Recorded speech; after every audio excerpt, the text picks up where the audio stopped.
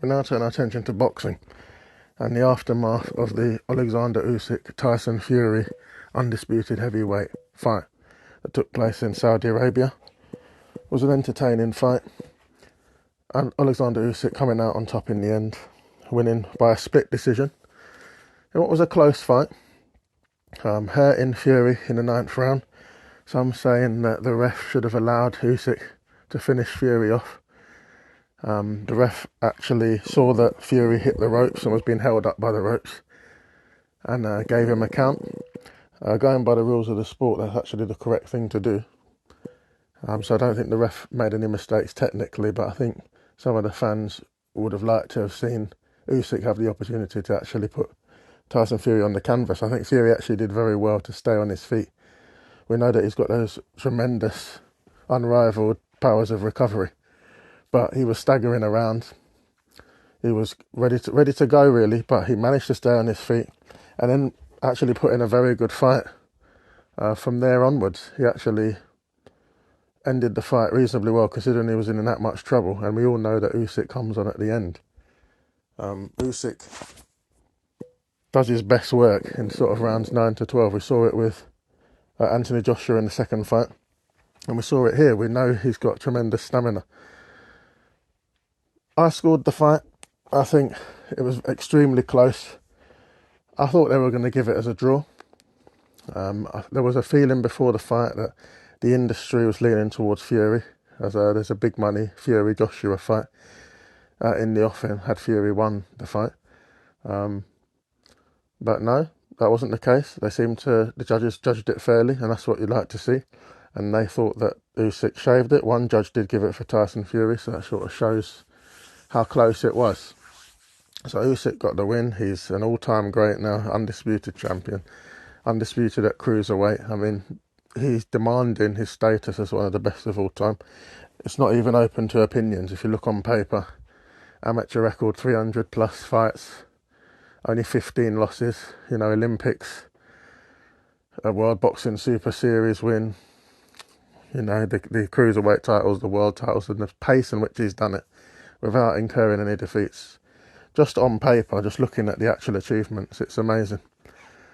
It's been interesting to see. Most people have been giving Usyk his props. I've seen the odd person that wasn't sure about the result of the fight, thought it was close. I think the difficulty is placing Usyk as a heavyweight.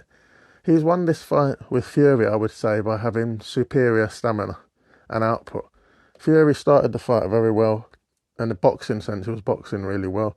It seemed like Usyk and Fury were equal as boxers, in terms of the feinting, in terms of the footwork, in terms of timing. It's just that it felt Fury, it's like he's got to a stage in his career where his legs aren't what they were. It feels like he's lost a little bit of fitness and stamina. If you look at him in the second fight with Wilder, when he knocked him out, and the third fight with Wilder, he was extremely strong in that fight. Went down a couple of times, still got up, still was extremely strong, was able to exert his strength on Wilder. He wasn't that type of Fury in this fight. He was kind of backpedaling, feinting, evading, he did the Ali thing in the corner, showboating, evading shots. It was a little bit like he was reverting to his version of a veteran style, off the back foot, letting Usyk come on to him. Obviously, Usyk's plan was to be aggressive, and even as the smaller man, he wanted to let Tyson know he was there from the first belt, and he said he wouldn't leave him alone in the press conference, and he didn't. But Fury didn't have a problem with that. He just sort of let him come on to him, evade shots, use the jab. He threw some beautiful body shots. The thing was, Fury employed the tactics that were required to deal with Usyk. We'd seen that Usyk was vulnerable to the body shot. We'd seen that with Anthony Joshua, hurt him to the body. We saw the famous incident with Dubois, the controversial incident. So Fury actually made good on that. He could have thrown a few more, but when he did throw it was beautiful. And he stunned Usyk a couple of times. The problem was, where it seemed his stamina wasn't where it used to be, he wasn't jumping on Usyk, so he'd hurt him and then just keep going backwards and do stylish. It looked nice, from a boxing point of view, feinting, and from a skill point of view, for the purist, it was nice. But Fury needed to be going forward. He didn't really either lean on Usyk enough either. He didn't clinch and hold as much as he could. He did a little bit. Part of that was Usyk, obviously, with his skills. He held his elbows at a certain angle so that Fury couldn't grab hold of him and clutch him, clinch and lean and drain his energy reserves. But Fury, he did pretty well with the body shots. I think that was nice. There were some beautiful shots, and they were getting the results. But then, around the middle of the fight, he started to tire, and Usyk's output, which was high from the beginning, it stayed high. And then, similar to what happened in the second fight of Joshua, rounds 9 to 12, where Usyk turned it up. He knew he needed to finish strong, and just turned up his pace, turned up his output, just put in a bit more grit and determination to win, and got the win with output. You know, he did that in this fight. Fury was tiring, so his best moments were early on in the fight. I do think it was a fight of two halves. You know, I think one of Usyk's team or coaches, Russ, I've forgotten his surname. He's come out, Russ, is it Abner? He's come out and said, "Oh, Usyk was ahead. He'd won all the early rounds. You know, Fury wasn't landing clean." I don't think I agree with that. I have seen. I think Eddie Hearn said he had it 4-2 after 6. I think Dominic Ingle said he had Fury ahead in the beginning of the fight, and I agree with that. I think Fury was in the ascendancy. I mean, I was watching the fight. I also was keeping an eye on YouTube, watching a few watch-alongs to see what people were saying. And generally they were saying, let's turn it into a masterclass from Fury. And then, you know, it sort of, he didn't maintain that. So he was looking stylish. He was looking good. In the post-fight press conference, Fury said he was enjoying himself and with the showboating and all that. Maybe he was showboating a bit too much. Not maybe, he was showboating too much in an undisputed fight. It wasn't time for that. And this is where Usyk has won. So Usyk has won with stamina and professionalism. When you listen to Usyk's regimen in terms of his training, in the post-fight press conference, he said, "I've lost the last 9 or 10 months of his life," he said. He said missed his son's birthdays, his daughter's birth. He's been in the gym. He's been grinding it out. We had Fury, had the cut. He still had to continue training. So it's been a very long road. But Usyk stayed determined, stayed disciplined, stayed professional. And that's how he's won the fight. So I think it's been a departure from the normal heavyweight situation. Normally, you know, we're looking for the knockouts. We're looking for the fights like Fury Wilder 2. You know, that type of fight is what we're looking for. A war, you know, a Wardley Clark we just had recently. It wasn't. You don't get that sort of fight with Usyk because he's using his footwork. He's being coming out and then being evasive, popping his shots off and then moving out. You know, it wasn't a blood and guts fight. You don't really get those entertaining sort of a fight for the casuals. The heavyweight division. We talk about casual fans and it's used in a derogatory way. I don't think it should be used in a derogatory way. You know, the sport has some fans that come to it for the sort of Mike Tyson experience, you know, bombastic, stopping people in a couple of rounds, you know, the stoppages that Lennox Lewis used to get, or a George Foreman, you know, powerful. We're not really getting that with Usyk. So for me, you have to give him his position because he's demanded his position and he owns his position in the records. He's undisputed, he's the champion. But there is a feeling that maybe it's a move into a different era. Maybe Usyk's shown us a different type of what a heavyweight can be, a professional, someone who works, you know, on their fitness to such a high level that he's taken professionalism to another level. I think Anthony Joshua trains very hard as well. So there was that element when he fought Usyk. It was two professionals facing each other. But Usyk showed just a bit more guile and his 300 amateur fights showed. His Olympic gold showed, you know. We know Joshua's got Olympic gold as well. But Usyk concentrates on the technical side, you know. And he concentrated on what he could do. He knows he's smaller. We all know he's smaller. We talked about how a good big man beats a good small man and all that. We heard all the cliches. And he knew that, so he worked on what he's good at. And it ends up being a case of people fighting his fight. You know, Anthony Joshua didn't fight his fight against Usyk. He fought Usyk's fight, and Usyk's won. You know, then Fury and Usyk have kind of had a technical fight.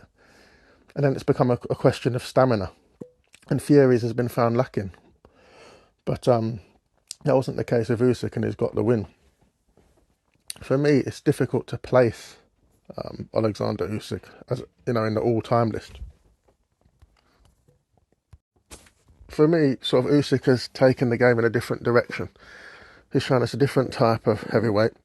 But I think it's taken time for me, and I've seen a few other boxing experts say, you know, who are actually in the industry. I saw an interview with Dominic Ingle. It was like he was giving Usyk his credit, but something was holding him back. You could see he was thinking it through, and thinking, you know, what he wanted to say carefully. And if I think the video was entitled, it was entitled Domingo, I have given him his credit. So the interviewer was saying, you know, it might be felt that you're not giving Usyk his full credit. I think he was, but traditionally, you know, we look at the Lennox Lewises, we look at the Larry Holmeses, you know, the Ernie Shavers. You know, the heavyweight division's been different. It's been more appealing as a slobber knocker, you know, as a big bonanza. Two big men fighting each other, being aggressive, you know, big shots. The Wilder Fury third fight is the example people would look at, you know. I think it's a new era. I think it's a new dawn. It's nice to have Usyk as a champion, offering something different. An undisputed champion, the first since 1999, carrying on from Lennox Lewis. It'll be interesting what he does next. Some people are saying that he may retire. I don't think he will. I think there's enough money being offered in Saudi. It's not about the money, you know, for say a Fury or even Usyk. Fury's made a lot. Usyk's made a lot. I think it's just their determination as a champion will come through.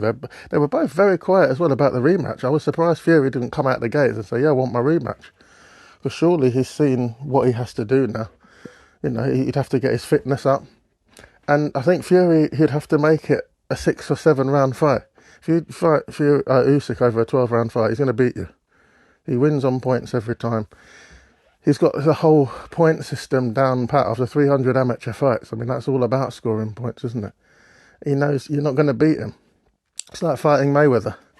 You know, Usyk is in that sort of category. You go the distance with Floyd Mayweather, you're not going to win on points because he's shown that much defensive technique, you know, ring generalship and skill. You're not going to beat him on points. So for the bigger guys, you know, the Joshuas, the Furies against Usyk, or a Wilder or whoever, a Zhang, you've got to make it into a shorter fight. You've got to punish him. And you know that your bigger body is not going to last as long as Usyk and his compact frame with his heavy level of training. You know, he's always been about output. He's never been a power puncher. I think that's what's missing, you know, from Usyk's. People are going to say, oh, well, he nearly stopped him. If the ref didn't say he would have stopped him. Yeah, but it's the manner of the stoppage, you know. It's not done in a powerful way. It's done in a volume way. And I think it's a new type of heavyweight victory. You know, the way Usyk's winning would be more suited to a smaller weight class. Obviously, he's come from a lower weight class, but only one below, cruiserweight. You see this type of style dominating in middleweight or at welterweight, light welterweight, you know. So I think that's where the old school heavyweight fans are looking for. You know, they would have liked a bit more. The old school heavyweight fans were mainly siding with Fury. And then you've got another school of thought where people are saying Fury's a braggart, Fury's foul-mouthed, Fury says rude things, whereas Usyk, you know, comes in as the consummate professional, talks about his faith, so does Fury. But it seems like a family man, talks about his father and how he helped him and how he remembers him and how he's been part of his journey. You know, it's more wholesome with Usyk. That's the story that surrounds him. To see the wholesome guy win, everyone is happy to see that, and I can understand that as well. But I think for me, when I'm looking at heavyweight, the thing that comes to mind is I'm looking for a real big punches. I'm looking for power, and that's what Usyk lacks. So in terms of the all-time list, it's very difficult. Usyk's forced his way into the all-time because he's undisputed. So some people say he's the best. A lot of people saying he's the best boxer of all time. Terence Crawford was keen to say that Usyk's high on the pound-for-pound list after this, and he has to be.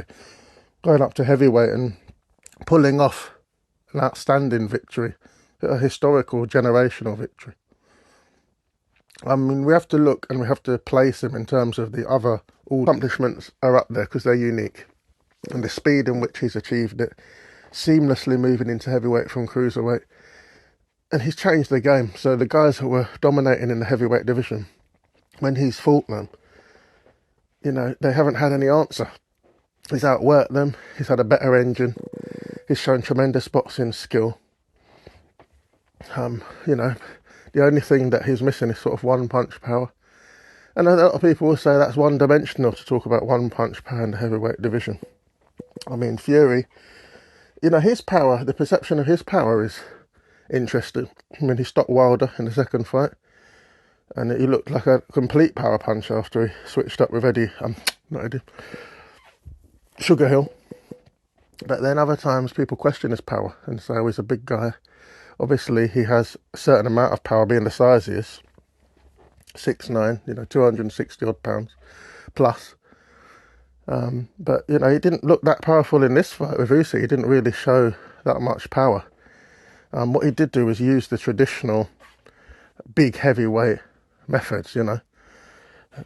But he didn't use them enough. I think this is the key with Usyk. He makes you fight his fight. Lomachenko does that as well.